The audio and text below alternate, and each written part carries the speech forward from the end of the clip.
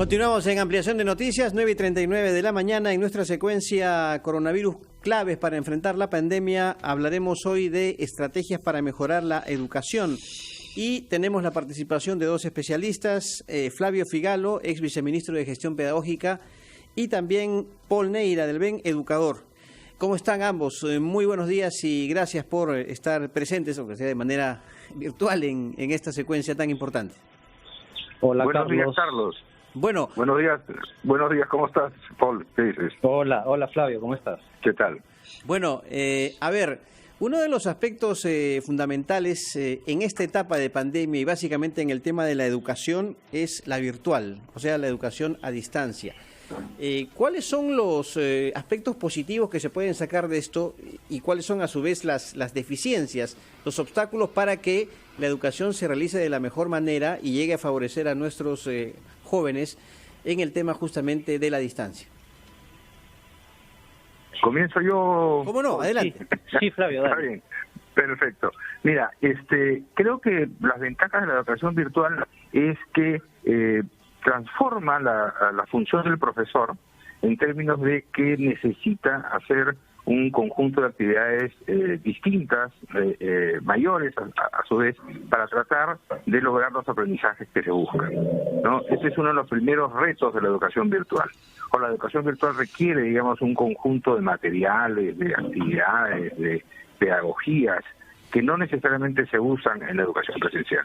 Probablemente lo que está pasando es que nosotros estamos aprendiendo a hacer eso, ¿no? Y en ese sentido, digamos, en ese aprendizaje, las ventajas tienen que ver bastante con la reflexión de los docentes sobre los procesos de aprendizaje y las respuestas de los alumnos en estos procesos de aprendizaje. Yo creo que ahí hay, digamos, una ventaja importante, ¿no? No sé, Paul, ¿qué opina? Paul. Sí, a ver, yo concuerdo que la educación a distancia o virtual es un reto enorme y que va a exigir todo el sistema educativo, a todos sus actores, a los docentes, a los padres de familia, a los estudiantes, a los directivos y a la misma estructura de gobierno de la educación en el país, a unos niveles de exigencia y madurez que tienen que ser muy bien aprovechados. Así bien, como bien dice Flavio, y estoy completamente de acuerdo, desde la mirada del docente, yo quisiera enfocar también el tema de los estudiantes, porque van a tener que enfrentarse a situaciones en las cuales la autodisciplina, el autocontrol y la autonomía para aprender a aprender, que son elementos fundamentales y que se vienen discutiendo en el mundo educativo hace mucho tiempo, pero no encontraban canales adecuados para poder desarrollarse completamente en una educación presencial, porque tiene ciertos elementos que hay que discutir de la educación presencial. Ahora, con la educación a distancia, se convierte en una enorme oportunidad para desarrollar lo que se llama como aprender a aprender, pero también el pensamiento crítico, es la capacidad de reflexionar sobre tu propio aprendizaje. Y eso se entronca además con la lógica de la evaluación formativa, que no es la evaluación que castiga, porque esa es la mirada oscura, si quieres, de la evaluación a la cual normalmente estamos acostumbrados, sino más bien a una evaluación que implique cómo hago yo para revisar mi propio proceso, para aprender más, para aprender mejor y para aprovechar las oportunidades, ¿no? Sí, yo quería plantearles un tema también de discusión que creo que ha sido, desde el punto de partida, una mirada equivocada, por lo menos de parte de los padres de familia, quizá. Se ha planteado en algún momento como que sí, la educación a distancia o la educación virtual reemplazaba la educación presencial y por eso, digamos, han habido puntos de vista discrepantes. Por un lado, el rol que deben tener los educandos, por otro lado, el rol que tienen que tener para ese cuestionamiento, ese aprender a aprender, que tiene que estar guiado por los docentes y el propio estudiante, que no podría permanecer frente a una pantalla o en una circunstancia diferente pues muchas horas al día. O sea, yo creo que hay una mirada de repente de algunas personas equivocadas sobre el reemplazo de ese tipo de educación, ¿no? Y ahí quizás... Perdón. No sé. Sí, por orden, Flavio y Paul, porque son dos miradas distintas, ¿no? Una desde el punto de vista de la gestión y el otro desde educador privado también, ¿no? Mira, Carlos, yo creo que uno de los grandes logros de esto es mantener viva la escuela, ¿no? O sea, la escuela tiene que seguir funcionando, tiene que estar presente, tiene que estar en el trabajo de los chicos, en el trabajo de los padres de familia, de los docentes, en fin, de todos. Yo creo que este es un asunto clave, ¿no? Y mantener viva la escuela es hacerlo en situación de emergencia. Y en esta situación de emergencia no puede ocurrir las cosas de la misma manera que como si no hubiera emergencia. Los tiempos, la dedicación, los problemas familiares, el no salir, etcétera, hace que cambien todas las actividades dentro de la familia, dentro de los hogares, dentro de las escuelas. Los mismos profesores no están juntos, están en sus casas, etcétera, ¿no? Entonces esto hace que el proceso educativo tenga que cambiar y no pueda ser equivalente. Pero hay una cosa fundamental que es la que se quiere mantener a partir de las actividades que se realizan, que es esta lógica de aprender a aprender. Esta es la clave, digamos, este es el punto de apoyo de los aprendizajes.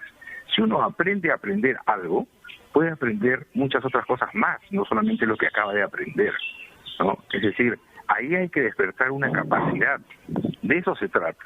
La recuperación de los contenidos va a venir, digamos, conforme la normalidad vaya volviendo, o la nueva normalidad, como suele llamarse, ¿no? Entonces creo que ahí hay que comprender, digamos, esta situación. Respecto de la nueva normalidad, yo quería preguntarles, ¿hasta cuándo se ha previsto este régimen de educación a distancia? Se ha hablado hasta fin de año, pero en otros países se ha tratado de salir de él cuanto antes, no porque no marche, sino porque en el caso de Francia, por ejemplo, se ha concluido que acentúa las desigualdades en vez de reducirlas. ¿Qué es lo que se ha planeado? ¿Qué es lo razonable planear como duración de este régimen? Ahí, Fernando, no tenemos la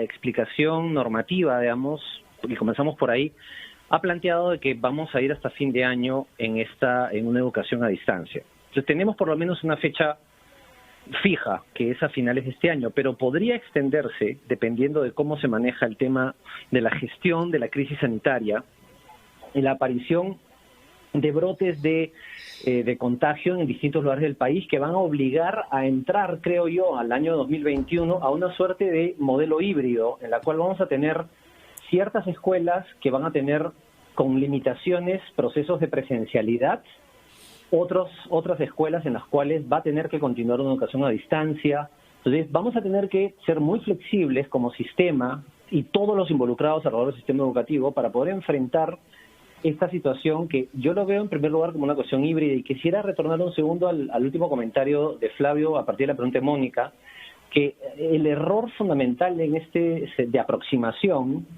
es que se ha asumido de la equiparabilidad entre una educación y la otra. Y los términos de referencia del relacionamiento, de los mecanismos, de las estrategias y de las formas de conseguir que el estudiante aprenda son muy distintas entre una educación presencial y una educación a distancia. Y eso es importante comprenderlo de cara a los padres de familia también, que son los que han interpretado erróneamente, creo yo, muchas de las iniciativas de un sistema que se está acomodando día a día, minuto a minuto, aprendiendo a lidiar con un escenario que no estaba acostumbrado hace escasos 3 meses de funcionamiento. Entonces, eso es importante también aclararlo de cara a la gestión de los aprendizajes por parte de los que reciben el proceso, que son los estudiantes y los padres de familia. Muy bien, Paul, Flavio, vamos a hacer una pausa, por favor, y después continuamos justamente con esta entrevista muy interesante en una secuencia también fundamental de RPP. Ya regresamos. Son las 9:51 y en nuestra sección de cada día claves para enfrentar la pandemia estamos conversando con 2 especialistas de educación que nos han hecho algunas aclaraciones sobre la manera como se está enseñando ahora a los chicos de las escuelas a través de la distancia que el sistema digital permite. No sé si quieren todavía precisar algo de eso, sino hay otros temas pendientes, como una cierta fricción que se ha instalado entre el Estado y una parte de las escuelas privadas, y un debate en torno a lo que las pensiones debían ser. Habida cuenta que muchos padres de familia consideran que no reciben el mismo servicio por el cual estaban pagando en una pensión y han reclamado que se baje esas pensiones. ¿Qué explicación pueden darnos sobre este debate y sobre este clima un poco difícil que se ha creado con un sector al menos de las escuelas privadas? Mira, Fernando, yo creo que hay un problema de enfoque aquí. El problema de enfoque tiene que ver con el hecho de que la situación nos está afectando a todos y la situación económica y la pobreza, como se decía, va a aumentar, es decir, los niveles de ingreso van a bajar. Las angustias de las familias por pagar las pensiones se reflejan, digamos, en este tipo de demandas. Han tomado esta forma. Creo que esta forma no es la forma real, porque el esfuerzo que hay que hacer para trasladar la educación que se daba presencialmente en estos otros formatos no es menor trabajo, es una enorme cantidad de trabajo, ¿no? Claro que no se recibe lo mismo, hemos explicado por qué no se recibe lo mismo, ¿no? Pero en términos de costos, en términos de esfuerzos, es el mismo. Sin embargo, la presión económica hacia la disminución de los costos de la educación aumenta y la pobreza va a aumentar, y esto está generando la migración de casi 50.000 a la fecha personas de educación privada a la educación pública, y esto se va a mantener. Lo que tiene de bueno esto es que las escuelas privadas que estaban en peor situación van a dejar de funcionar. Lo que tiene de riesgo es que necesitamos fortalecer la educación pública para que la calidad que se brinde a la educación pública siga creciendo y no como efecto de esto termine también siendo afectada. Y en ese sentido, la pregunta, solamente para agregar lo que dice Fernando, ¿no?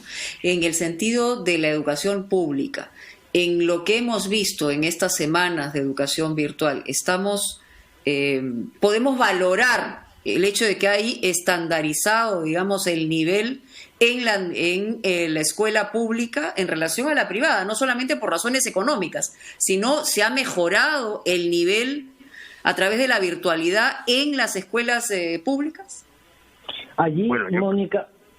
Dale, Paul, dale. Sí, allí, Mónica, o sea, no tenemos ahorita forma de medir equiparablemente, digamos, los niveles de aprendizaje, porque la única forma en la cual tú puedes medir ácidamente y correctamente los efectos de ambos servicios educativos que hay en el país, tanto estatal o no estatal, o público y privado, como normalmente se dice, no tenemos ahorita aún. Lo que sí vemos es un enorme esfuerzo del Ministerio de Educación, y que además, como mencionábamos en la parte antes del corte, adaptativo y mejorando permanentemente, digamos, en los elementos de un ecosistema alrededor de las oportunidades de enseñanza que el Estado está ofreciendo, y que evidentemente, al ser un bien público, están ofrecidas para cualquiera. O sea, yo no tengo duda de que hay incluso estudiantes que van al servicio educativo no estatal, están enganchados, digamos, a través de la radio, la televisión o la página web de Aprendo en Casa, porque me parece que ese es un muy buen terreno sobre el cual partir. Sin embargo, lo que hay que tratar acá y creo que es una enorme oportunidad de dejar de pensar de que tenemos como dos grandes grupos enfrentados entre sí, como si la educación estatal y la educación no estatal corrieran por cuerdas paralelas y funcionaran en universos paralelos. No es así, es un solo sistema educativo, es un solo derecho humano a la educación, y eso es importante, bajarle el volumen, porque frente a una situación de crisis como la que estamos teniendo ahora, no podemos hacer crecer a una en desmedro de la otra y viceversa, porque le haríamos una lesión al sistema que me parece que ahora no vamos a poder ver las consecuencias de la misma, pero pronto lo vamos a poder ver, porque finalmente los docentes que asumen el basamento de este servicio, no importa si son independientes o trabajan para el Estado, están ofreciendo un servicio público de educación para todos los peruanos, no importa si vas a la escuela pública o la escuela privada. ¿Qué formación reciben los docentes para poder ejercer esta nueva modalidad de la enseñanza a distancia? Bueno, yo ahí te diría que hay una formación que se ha hecho y se está haciendo sobre el caballo, digamos, ¿no? O sea, ha habido poco tiempo de preparación, ¿no? Se ha recurrido, digamos, a todas las capacidades preexistentes, que no eran muchas, porque digamos que la educación a distancia estaba vetada por un prejuicio muy grande que venía de atrás, ¿no? Los docentes están haciendo capacitación, digamos, mientras avanzan. Y esto significa una línea de comunicación que viene desde la dirección nacional, pasando por la regional, las UGELes, los directores de cada centro educativo y los docentes, y los intercambios entre docentes. Una cosa importante que está ocurriendo es que hay una discusión y conversación e intercambio de innovaciones entre los propios docentes para resolver los problemas que enfrentan ahora ellos como enseñantes, ¿no? Y ellos como en su necesidad de lograr que aprendan los chicos, ¿no? Entonces creo que ahí hay un proceso, ¿no? que está desarrollando capacidades y que ha venido para quedarse.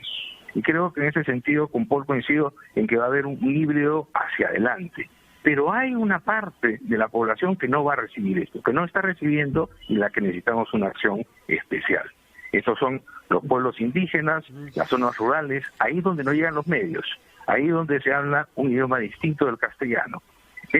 Y en los niños menores, los niños de educación inicial. O sea, yo calculo que tenemos más o menos 1,5 millones de niños que no están recibiendo educación por estas vías y para los cuales necesitamos una estrategia adicional cuando termine este fenómeno, ¿no? Ahí yo quisiera agregar a lo que dice Flavio, mi querido amigo, es el siguiente tema.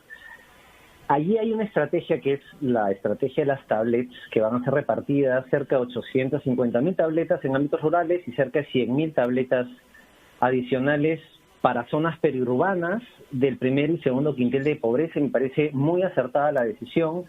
Solo quería resaltar el tema. Ayer en un diario de circulación nacional malinterpretó un poco yo vi la presentación del presidente, el ministro de Educación al mediodía, que nos tenía acostumbrados, y han sacado que en 1 mes y medio van a estar las tabletas. En 1 mes y medio se va a firmar el contrato, porque nadie en su sano juicio puede aceptar la idea de que uno tiene 1 millón de tabletas debajo de la cama y levanta el teléfono y llama a un amigo para que lo sube en su camioneta y lo reparta a todo el país. Además, que estamos enfrentando una situación de múltiples naciones en el mundo que están haciendo cuellos de botella para comprar tabletas para poder enfrentar el mismo problema que tenemos nosotros, porque todos los países tienen ruralidad, tienen bilingüismo y tienen situaciones complejas. Entonces, yo creo que también hay los medios de comunicación, y saludo el esfuerzo de RPP en abrir estos espacios de discusión para aclarar estos puntos, porque me parece innecesario alarmar y poner noticias que no se van a poder cumplir, porque evidentemente en 1 mes y medio recién se va a poder firmar el contrato y después llegarán las tabletas para ser repartidas en todo el país, que es una estrategia necesaria para poder atender a estas poblaciones que no tienen otra forma de acceder al servicio educativo, y es responsabilidad del Estado asegurar de que eso no se rompa y no se pierda. Muchas gracias, Paul Neira y Flavio Figalo, ambos educadores que nos han dado luces sobre lo que se está viviendo como educación en vista del impedimento de que las clases puedan ser presenciales en las escuelas.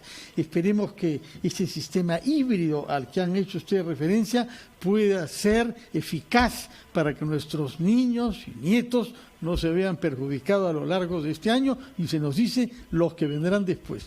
Mónica, Carlos, terminamos acá, pero nos damos cita para mañana a las 8 de la mañana. Gracias. Muy buenos días. Buenos días. Buenos días.